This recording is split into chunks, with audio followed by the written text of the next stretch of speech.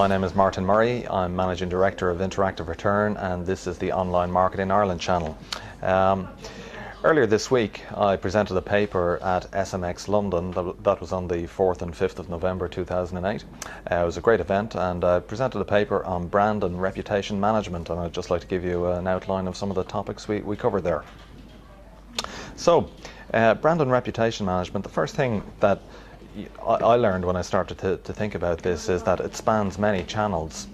Just here in Interactive Return, we've got our Interactive Return website, we've got our Interactive Return blog, we've got profiles in various social media, Facebook, Bebo, we're on Twitter,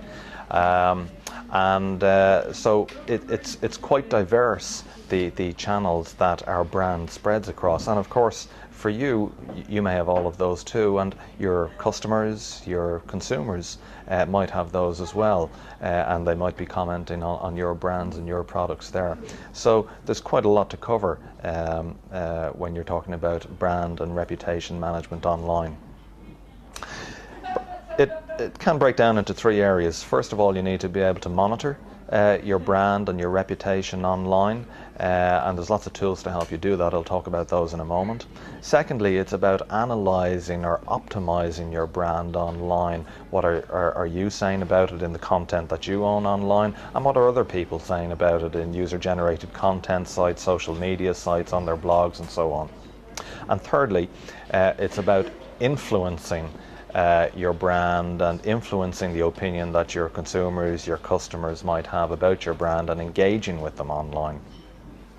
So first of all, for that monitoring, there's lots of tools out there to help you do that. Really basic one might be Google Alerts. You can go into Google Alerts, put in the keywords that you're interested in, and get an alert coming into your inbox anytime it's mentioned on blogs, social media pages, news sites, websites. So that's really useful and really easy to use. There's other tools like Yahoo Buzz that again scans many blogs and social media sites and comes back with references to your products based on the keywords that you've selected. You've got voting sites then and recommendation sites like StumbleUpon and Delicious and Dig, and you may put content up on these, or your customers or consumers might put it up, and then it's voted upon, and you'd like to have positive references to your brand highly voted upon. You've got other sites then like Social Scan is a really useful tool. It'll monitor the links from many different blogs and social media pages back to your website. So that's quite handy.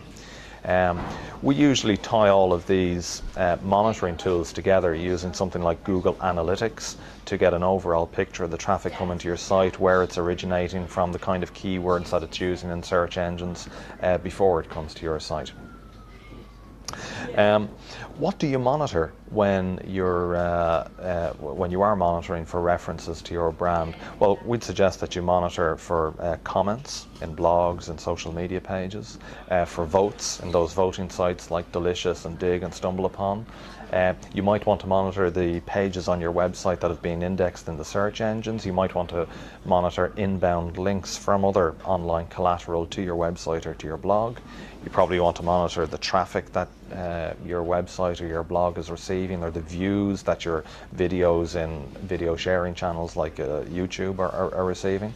And maybe the time that people are spending on your site, and ultimately you want to measure conversions, that is, people actually making a purchase on your website or doing some other significant task like signing up to your newsletter or downloading your demo software. You may have had the experience that you type in a relevant phrase relevant to your brand, your products, into a search engine such as Google. Perhaps your website is coming up in the first page, that's great. But maybe there's other websites coming up there, perhaps user-generated content websites, blogs, social media pages that are not very positive, or maybe really negative about your brand. What do you do in that situation? Well, typically what you will want to do is to try to push that negative comment down the search engine results page, onto the second page, onto the third page. One way of doing that is having more content relevant to your brand up there. That could be by having multiple websites. We're not suggesting Definitely not that you have multiple websites with the same content on them. Duplicate content on multiple domains is a really bad idea for lots of different reasons. But maybe your products, your services can be broken down into different sets, or maybe you're working in different geographies that would legitimately allow you to have different domains. Or as I mentioned already, you're going to have different types of online content. Now you're going to have blogs, you're going to have social media pages, perhaps you're going to have a video sharing channel on YouTube, or an image sharing channel on Flickr or Picasa. So in that way, you can populate the top of the search engine results page with more content that's relevant to you. This is a technique that's been used very well by brands such as Walmart in order to to push negative content down the search engine results. Finally, what do you do if you've got a crisis situation where somebody has a really negative comment about your brand or your products, your services, perhaps in a blog? What do you do in that case? Well, the first thing we would always recommend is stop and think. It can be a really bad idea to jump in with 2 feet, perhaps make an inappropriate response on the blog, which is also published, and you know it really brings a lot of heat and little light into the debate. So stop and think. Decide what you'd really like to do. You might choose to just ignore it. If that comment is on a site that really doesn't have a lot of authority, maybe that's the very best thing to do. If you are going to respond, be open and honest in the response you make. Definitely don't try to masquerade as another consumer. Declare who you are when you make that response. There's actually laws in most jurisdictions now about masquerading as somebody you're not online.